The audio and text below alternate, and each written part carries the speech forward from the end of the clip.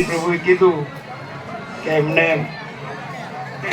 એમનો હૃદયમાં જે મહાશિવરાત્રિ અને એમનું દર્શન, એમનો અનુભવ, એમનો આનંદ, અને એમણે હમણાં જ અહીંના જે પેલી કોલેજ કેવી કોલેજ બીએડ કોલેજના પ્રિન્સિપાલ છે, માધા પ્રભુ બીએડ કોલેજના પ્રિન્સિપાલ છે. હમણાં એજ્યુકેશનમાં પીએચડી કર્યું છે. એમણે હમણાં એજ્યુકેશનમાં પીએચડી કર્યું છે. એટલે અમારે એમનું ટ્યુશન રાખવું છે.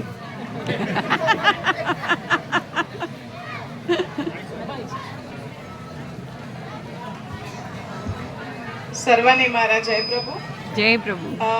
બહુ ઓછા શબ્દોમાં કહું તો, ઘરે હોય તમે અને તમને વિચાર આવે કે સ્વામીજીના ત્યાં જવું છે, તે તમારું ભાગ્ય.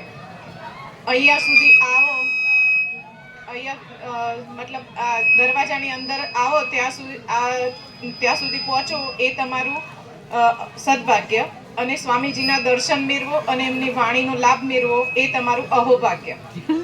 અહોભાગ્ય હોય તો જ આપણે અહીં સુધી આવી શકીએ. સ્વામીજીએ જેમ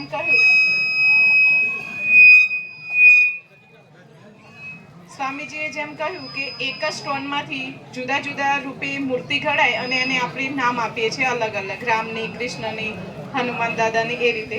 એવી જ રીતે સોનું, બેનો આપણી સરળ ભાષામાં સમજીએ તો આપણે સોનાનો દાગીનો ઘડાવીએ, એના ઘડામણ પ્રમાણે આપણે એનું નામ આપીએ છીએ કે વીંટી છે, હાર છે કે બંગડી છે. પણ એને ઓગાળી દઈશું તો પાછું સોનું ને સોનું જ રહેવાનું છે. પ્રભુજી એ જ કહે છે આપણને કે આપણે જુદા જુદા રંગ, રૂપ, દેહ ધારણ કરીને આવે, પણ અંદર રહેલો આત્મા તો સર્વનો એક જ છે.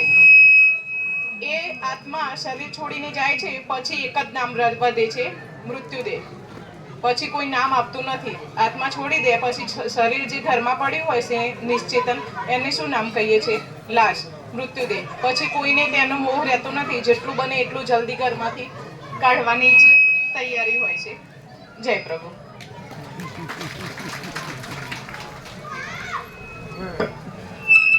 પેલા માતાજીઓનો પેલો પ્રસાદ લેવડો, ક્યાં આગળ બેસવાનું?